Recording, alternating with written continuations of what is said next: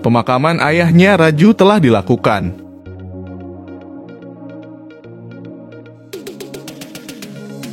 Suasana berkabung sudah selesai. Saatnya beraksi. Pembalasan dendam Raju dimulai. Polisi botak yang kemarin menyebabkan kematian ayahnya Raju melakukan pemeriksaan.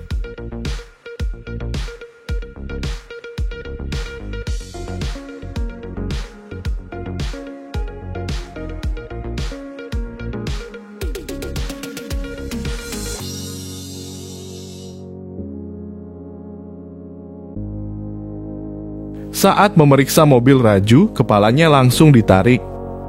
Polisi lainnya diminta untuk meletakkan pistol.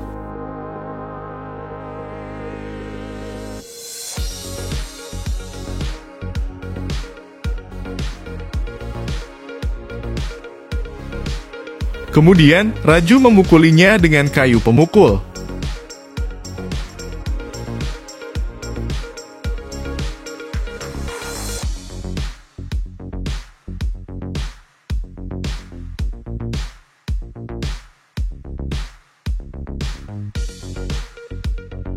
Polisi botak itu pun diikat pada sebuah tower.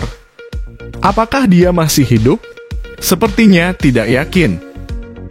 Besoknya, anak buah dari si Pirang melaporkan kalau ada anggota Raju melintas. Mereka pun mengikutinya.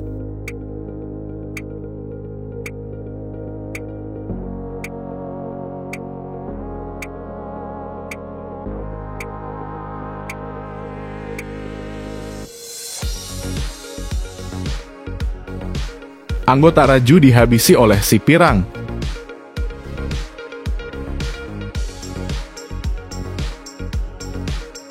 Tentu saja, Raju membalasnya.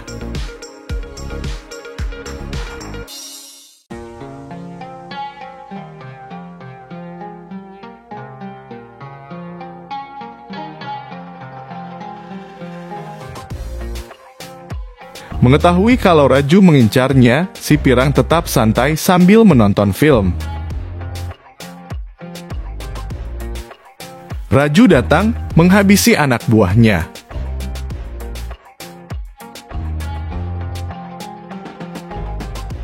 Tinggal si Pirang sendirian. Di sana, Brandon juga datang. Tapi bukannya berhasil menyelamatkan si Pirang, Brandon juga terjerumus ke dalam masalah. Raju kemudian membuat sebuah perlombaan lari. Ia melepaskan si Pirang.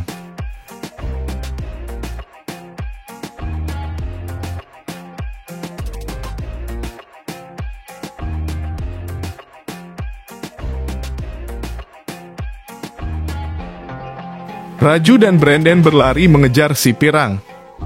Saat sedang berlari, Raju dihalangi oleh sejumlah orang.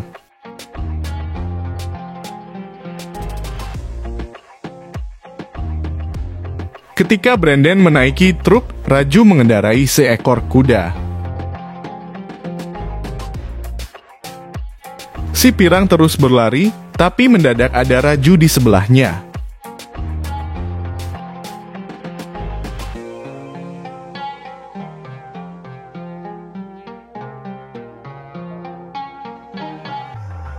Dor, Raju menembak kepalanya. Brandon hanya bisa menyaksikan kejadian itu. Raju menegaskan kalau ia tak ingin menghabisi Brandon, tapi ingin mengejarnya layaknya seekor anjing.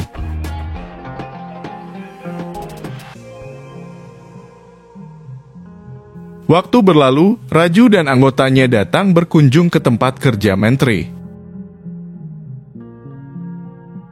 Sang menteri menceritakan bahwa masa kecilnya sangat miskin. Ia tak bisa makan dengan layak. Menanggapi celotehan menteri, Raju minta agar Pak Menteri tidak bicara omong kosong. Raju kemudian mengatakan kalau ia punya teman baik, seorang kepala polisi. Mereka kemudian berjabat tangan.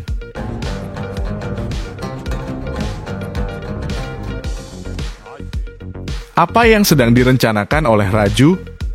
Setelah kesepakatan dengan menteri, bisnis Raju semakin besar.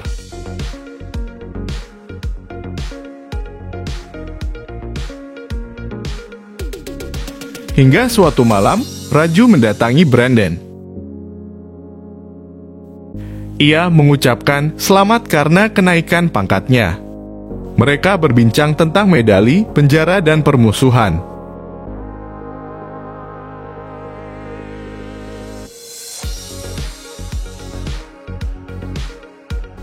Raju kemudian ditangkap oleh anak buah Brandon.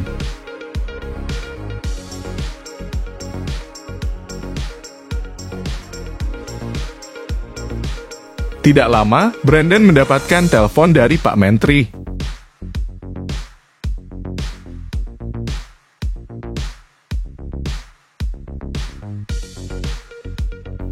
Brandon lalu meminta anak buahnya melepaskan Raju. Sepertinya Raju sudah benar-benar berhasil mendapatkan dukungan dari Pak Menteri.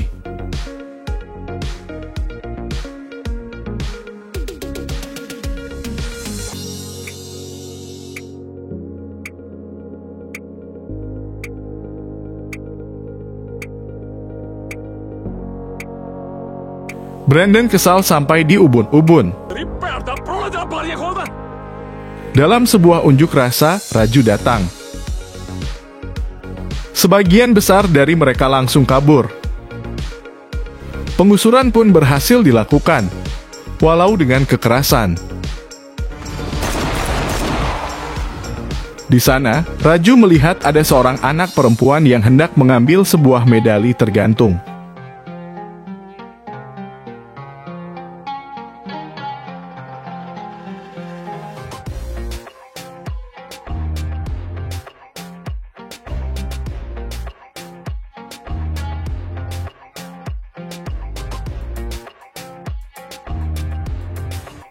Raju mengambilnya, gadis itu ingin meraihnya, tapi Raju menembakkan pistolnya ke bawah.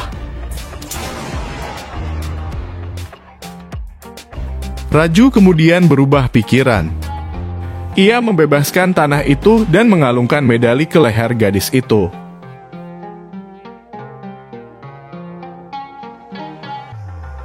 Masalah belum selesai sampai di sini. Pak Menteri diberitahu kalau Raju tidak mau mengosongkan tanah itu. Baru saja mau marah, Raju datang. Bukannya meminta maaf, Raju malah mengancam Pak Menteri. Ia mengatakan kalau Pak Menteri masih mau mengosongkan tanah itu, maka ia akan membunuhnya dengan kejam. Waktu kembali berganti ke masa sekarang. Raju melepaskan Bagus yang tadi diculiknya. Bagus disuruh pulang untuk menemui ibunya. Belum sempat keluar, Raju dan yang lainnya diberondong oleh tembakan yang menembus dinding. Tidak diketahui siapa pelakunya, mereka langsung melarikan diri. Tapi, Raju telah mengetahui kalau ini adalah ulah dari Pak Menteri.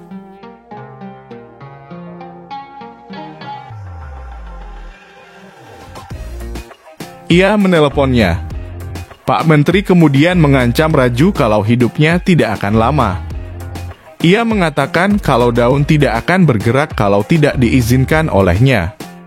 Mendengar itu, Raju tidak takut, ia pun juga mengancamnya balik.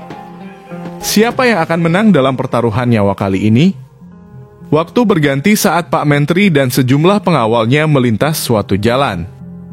Mobilnya tiba-tiba saja dihadang oleh mobil traktor.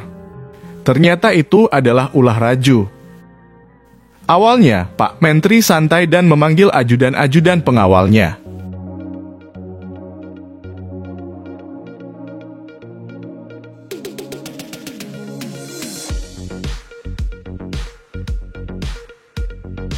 Tapi ternyata Raju sudah mengancam mereka dengan menculik keluarganya. Salah seorang dari mereka mengambil sebuah karung dalam bagasi, isinya daun-daun. Raju meminta agar Pak Menteri menggerakkan daun itu sesuai dengan omongannya kemarin. Anak buah Raju kemudian membawakan rantang makanan. Pak Menteri disuruh makan gandum mentah. Raju memaksanya makan. Ia pun kemudian ditembak Raju tepat di mulutnya. Berita kematian Pak Menteri menyebar.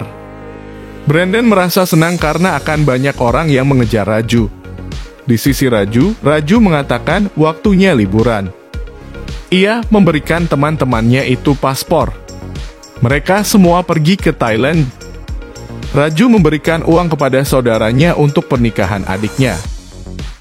Dalam sebuah rumah di pedesaan bersama dengan dua temannya, Raju menggunakan sepatu Gold Star kebanggaannya waktu kuliah yang dibelikan oleh ayahnya.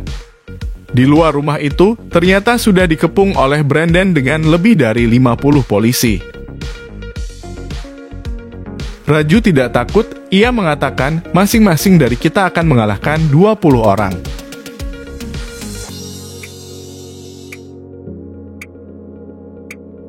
Raju bilang kalau saudaranya akan dibunuh, benar saja, Brandon menembaknya. Raju mengatakan kalau ia pengkhianat.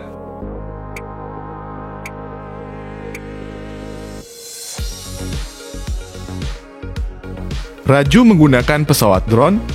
Begitu Brandon menembaknya, bom api meledak. Baku tembak akhirnya terjadi. Raju dan dua temannya melawan puluhan polisi. Satu temannya Raju tewas. Satu temannya lagi meminta agar Raju menyerahkan diri. Raju kemudian membawa 2 tabung gas lalu melemparkannya. Ia menembaknya. Posisinya Brandon menodongkan pistol ke Raju, tapi Raju justru membalikannya. Raju mengatakan kalau kesalahannya adalah ingin meraih medali dan mempercayai teman yang salah. Raju kemudian bertanya, apa keinginan terakhir Brandon? Brandon menjawab, ia ingin memenangkan lomba lari dengan Raju. Raju menyetujuinya dan meminta agar anak buahnya tidak ikut campur. Brandon berlari duluan, Raju menyusul.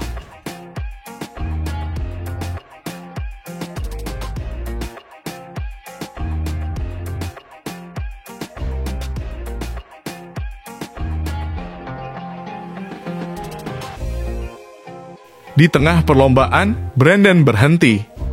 Mau apa ya kira-kira? Raju tetap berlari. Brandon kemana? Pasti akan ada sesuatu.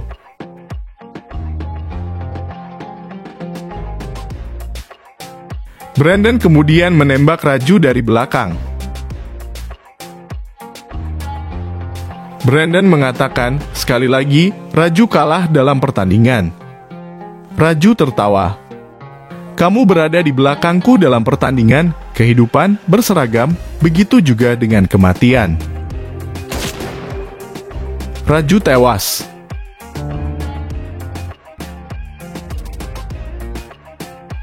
Brandon memberikannya sebuah senjata otomatis, mirip dengan AK-47. Raju mau diframing sebagai penjahat yang bersenjata. Siapa sangka kalau ternyata Raju masih hidup. Ia pun menembaki semuanya. 7 hari berlalu.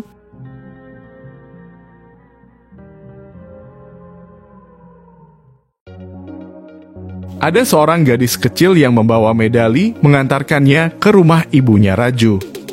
Gadis itu mengatakan medali itu dikirimkan oleh Raju. Raju masih hidup dan terus berlari. Lari dari kejaran hukum. Film pun berakhir. Jika kamu suka dengan alur cerita film seperti ini, jangan lupa untuk subscribe ya.